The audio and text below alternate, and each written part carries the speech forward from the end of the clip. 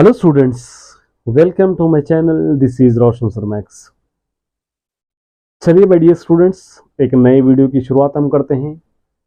बहुत ही important video है आप सभी के लिए, S7 के रिलेटेड है। S7 एग्जाम्स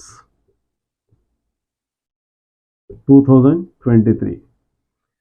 अब 6th क्लास से लेकर 10th क्लास का सभी स्टूडेंट्स का फोकस इन्हीं एग्जाम्स पर है। अभी बहुत सारे डाउट्स भी आ रहे होंगे कि पेपर कैसे आएगा, पेपर को हम कहाँ से लिखे, हम पढ़े वो आएंगे या नहीं आएंगे, टीचर जो गेस दिए वो गेस आएगा या नहीं आएगा। बहुत सारे क्वेश्चंस आपके माइंड में आ सकते हैं। इन सारे क्वेश्चंस का मैं जवाब इस वीडियो में दूंगा। इस वीडियो को आगे बढ़ने से पहले आप सभी से निवेदन है कि अगर अभी तक आपने चैनल को सब्सक्राइब नहीं किया है तो चैनल को सब्सक्राइब कर ले, वीडियो को लाइक और शेयर कर दे, साथ ही बेल आइकन को भी प्रेस कर दिए।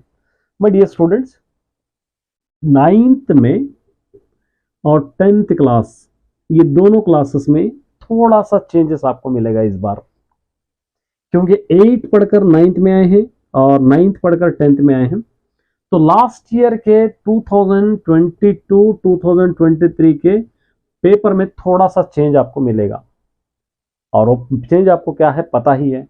2022 में 2 पेपर्स हुआ करते थे, 2023 में 1 सिंगल पेपर है। अब आप लोग सोचेंगे मैंने प्रीवियस से ऑलरेडी अपलोड कर दिया है पेपर्स, अभी अपलोड करूंगा। 2022 के मैंने अपलोड कर दिया है, 2021 का एक और 2019 का ये 2 पेपर्स अपलोड करूंगा। ये तीनों पेपर्स, 3 पेपर्स को आपको अच्छी तरह पढ़ना है, सिर्फ देखना नहीं है, पढ़ना है। पढ़ना है कौन सी क्लासेस वाले हैं? 9th 10th वालों के लिए थोड़ा सा चेंज है, ये डिफरेंस है। 2 पेपर के बजाय सिंगल पेपर है, और 6th 7th 8th तीनों क्लासेस के लिए कोई भी चेंज नहीं है, no change. Paper as usual है, पहले भी एक ही था, अभी भी एक ही है। सिर्फ फिजिक्स और बायोलॉजी, ये दोनों पेपर्स अलग होंगे आपके, ये दोनों पेपर्स आपको अलग होंगे। ये 40 मार्क्स का अलग होगा, और थोड़ा सा टाइम शायद बीच में 15 मिनट्स या आधा घंटा आपको शायद टाइम दिया जाए। ये 2 पेपर्स, ये दोनों कौन सी क्लास में? 8th class, 9th class, 10th class, तीनों के लिए भी ये लागू होगा, फिजिक्स और बायोलॉजी। लेकिन रिमेनिंग जो है आपके पास, Telugu, English, Hindi, maths, social, Urdu, ये सारे सब्जेक्ट 6th 7th के लिए एज यूजुअल है, एज यूजुअल है। लेकिन 10th 8th के लिए भी सेम है, 9th के लिए भी सेम है, 10th के लिए भी सेम है। क्योंकि लास्ट ईयर में, इस साल में एक ही डिफरेंस है कि 2 पेपर्स की बजाय 1 पेपर कर दिया है, तो सारे क्लासेस के पेपर सेम रहेंगे। अब आप लोग सोचेंगे सर आप प्रीवियसली पेपर्स अपलोड करे थे, क्या हम उससे बेनिफिट उठा सकते हैं? बिल्कुल उठा सकते हैं, क्योंकि 2 मिक्सअप करके आएंगे। Last time first paper second paper 2 था, अब ये दोनों को मिलाकर 1 पेपर बना दिया जाएगा। तो अब आसानी से आप पढ़ सकते हो। अब देखिए आपके पास थोड़ा सा चेंजेस है 9th और 10th के लिए, बाकी क्लासेस के लिए सेम हो। थोड़ा सा चेंज आपको बेनिफिट भी दिला सकता है, और बहुत, क्योंकि मार्क्स आपको 60 मार्क्स प्लस और 820 मार्क्स, ये सब्जेक्टिव, ये ऑब्जेक्टिव। पहले क्या हुआ करता था? 35 मार्क्स का, 5 मार्क्स का, इस तरह रहता था। अब यहाँ पर आपको 60 मार्क्स हो गए, ऑब्जेक्टिव भी बढ़ गया, यहाँ पर 10 मार्क्स ऐड हुए हैं। पहले 10 मार्क्स कम थे, पहले सिर्फ 10 मार्क्स का था, अब 10 मार्क्स मतलब 20 मार्क्स हो गए हैं। तो यहाँ पर भी आपको बेनिफिट मिल रहा है, तो ये बेनिफिट को आपको अच्छी तरह उठाना चाहिए।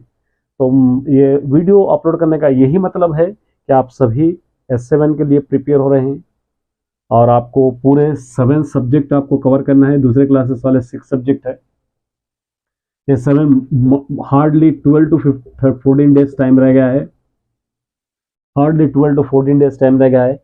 ये 14 या 12 डेज में आपको ये 6-7 सब्जेक्ट या जो भी सब्जेक्ट है आपको इस तरह प्रिपेयर करना है। एटलीस्ट 60 to 70% पेपर आपको लिखना है। मैं चाहता हूँ पूरे 100% लिखे आप। कुछ स्टूडेंट्स होंगे जो 100% भी लिखते हैं, ऐसा नहीं कह रहा कि सबके लिए, एटलीस्ट जो एवरेज स्टूडेंट्स है जो अपने आप को कमज़ोर मानते हैं वो स्टूडेंट एटलीस्ट मैं चाहता हूँ कि 60 to 70% आप एग्ज़ाम लिखे, जब जाकर एक आपको कॉन्फिडेंस मिलेगा, एक बूस्टिंग मिलेगा आपको कि नेक्स्ट अपनी पढ़ाई के लिए। यहाँ पर अगर हिम्मत हारते हैं आप, तो नेक्स्ट आपको पढ़ने के लिए थोड़ा सा दिक्कत हो जाएगी। आप लोग सोचने लगेंगे कि मैं इतना सारा पढ़ा हूँ, एग्ज़ाम में कुछ भी नहीं आया, तो क्या अब इतना पढ़कर भी वेस्ट होगा, ये आपको ख्याल आएगा। ऐसा नहीं है। इसलिए आप पढ़ने से पहले सबसे पहले टॉपिक्स पढ़ना है, जो भी आपके सब्जेक्ट का होगा। मैथ्स है, मैथ्स के तो सारे क्वेश्चंस आपको सॉल्व करना है। फिजिक्स और बायोलॉजी, सोशल, इसके आपको टॉपिक्स पढ़कर जाना है और टॉपिक्स में से ही आपको आंसर्स लिखना है। ऐसा नहीं है कि हम वो गाइड से या वो बुक से एक 8-10 आंसर्स याद कर लेके गए, एग्जाम में सोच रहे कि हम 100% लिखेंगे, एग्जाम 100% आएगा। ये आपकी गलतफहमी है, यही आपको ले डूबेगी। इसलिए आपको मेहनत करना है टॉपिक वाइज। मैथमेटिक्स में तो पूरे 8 के 8 चैप्टर्स आप पढ़ना है। उसके लिए एक वीडियो मैंने ऑलरेडी अपलोड कर दिया है, कहाँ से पढ़ना है।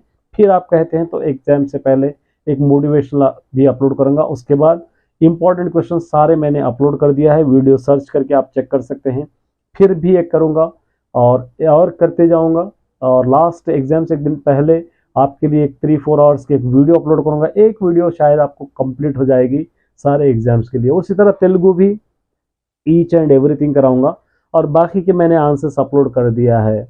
स्पेशली मैं फोकस करना चाह रहा हूँ 10th क्लास के स्टूडेंट्स पर, क्योंकि ये स्टूडेंट्स बोर्ड एग्जाम को जाने वाले हैं। बोर्ड एग्जाम को प्रिपेयर करना है तो यही आपका बोर्ड एग्जाम में समझकर आपको लिखना है, सीरियसली लिखना है, एक कॉन्फिडेंस से लिखना है, एक बूस्टिंग से लिखना है। ऐसा नहीं है कि हम जो पढ़े, जितना पढ़े आप, कोई बात नहीं है। अगर आप पढ़े तो उसी को आंसर बना के लिखने की कोशिश कीजिए। एक टॉपिक आपने याद कर लिया, उसी के अंदर से क्वेश्चन पूछा, कुछ याद है हिस्सा, कुछ हिस्सा याद नहीं है, जो हिस्सा याद है उसी को आप एक बेस बनाकर उस आंसर्स को आप लिखिए। क्योंकि CCE में ऐसे ही है, कंटिन्यूस कॉम्प्रेहेंसिव एवोल्यूशन का मतलब आप टॉपिक पढ़ेंगे तो उस टॉपिक से रिलेटेड कहीं से भी क्वेश्चन आपको दे सकता है। हर क्वेश्चन लिखने के लिए आपको तैयार रहना पड़ेगा। ये नहीं कह सकते कि मैं नहीं पढ़ा, हमको टीचर रिवीजन नहीं दिए, ये टॉपिक तो मुझको याद नहीं। बिल्कुल आपको टॉपिक याद रखना है, लेसन कॉन्सेप्ट से सुनना है, समझना है, उसके बाद जाकर आंसर लिखना है। अगर आप ये सोच रहे हो कि मैं पढ़ूंगा वो बुक से, गाइड से पढ़कर जाऊंगा, एक 10 पढ़ेंगे तो एक आध हो सकता है, आ भी सकते हैं उसके अंदर से, पूरे आंसर्स तो बिल्कुल नहीं आएंगे। क्योंकि मैंने ऑलरेडी आपके लिए S7 के पेपर्स अपलोड कर दिया है, उसके अंदर से आप जाकर रिव्यू कर सकते हो, एनालाइज कर सकते हो, देख सकते हो कि आपने पढ़े से उसके अंदर से कितने रिपीट हो रहे हैं। एक बार चेक कर लीजिए, कोई भी क्लास हो, 6th हो, 7th हो, 8th हो, 9th हो, 10th हो, उन पेपर्स को देखिए। देखेंगे तो पेपर आपका परसेप्शन क्लियर हो जाएगा कि मुझको ये टॉपिक नहीं समझ में आ रहे, मुझको ये आंसर्स नहीं आ रहे, मैं ये इस टाइप के भी क्वेश्चन आ सकते हैं, ऐसे भी क्वेश्चन पूछा जा सकता है, ये सारे क्वेश्चन मैं कैसे लिखूंगा। तो ये आपका क्लियर हो जाएगा, तब जाकर आप अपने एग्जाम के पेपर पर फोकस कर पाओगे। तो माय डियर स्टूडेंट्स, मेहनत कीजिए, मैं भी मेहनत कर रहा हूँ आप सभी के साथ। उम्मीद करता हूँ कि आप सभी का एग्जाम अच्छा नहीं बल्कि बहुत अच्छा जाए, आप सभी डिस्टिंक्शन में पास हो, फर्स्ट डिवीजन या डिस्टिंक्शन अच्छे मार्क्स से पास हो। लेकिन तभी हो पाएगा ये जब हम इसके लिए कोशिश करेंगे, इसके लिए हम कामयाबी के लिए मेहनत करेंगे, तभी हो पाएगा। ऐसा नहीं कि हम सिर्फ सोचते जा रहे हैं, सिर्फ सोच रहे हैं कि मेरे को इतने % मार्क्स आना है, मेरे को इतने % आना है, तो सिर्फ ये सोच तक ही रह जाएगा, वाकई प्रैक्टिकली नहीं होगा, रियलिटी में नहीं होगा। रियलिटी में तभी होगा जब आप रियलिटी में मेहनत करोगे। इसलिए मेरे डियर स्टूडेंट, आप सभी मेरा भी साथ दीजिए, मैं भी आपको लास्ट तक आपको साथ दूंगा। स्पेशली 10th क्लास वाले अच्छा पढ़ना है, क्योंकि दूसरे क्लासेस के होम एग्जाम्स है। मे भी वो लोगों को अपना पेपर मिल जाएगा, आपको भी 10th क्लास वालों को भी ये पेपर मिल जाएगा चेक करने के लिए कहाँ पर मिस्टेक करे, कितने मार्क्स आए। लेकिन बोर्ड एग्जाम का पेपर आपको बिल्कुल नहीं मिलेगा, जितने मार्क्स आएंगे उससे आपको संतुष्ट रहना पड़ेगा। तो यहाँ पर जो मिस्टेक किए हैं आपकी, मैं जानता हूँ आपके टीचर करेक्शन करके कुछ मार्क्स कम भी डालेंगे, तो आप उसको चेक कर लीजिए, पूछिए इसके अंदर हमने क्या मिस्टेक किया है, उसके बाद उसको देखिए, गौर कीजिए, उसके बाद अपना आंसर रेक्टिफाई करने की कोशिश कीजिए। बस इतना ही कह सकता हूँ। उम्मीद करता हूँ कि आपको अच्छा लगा हो। All the best.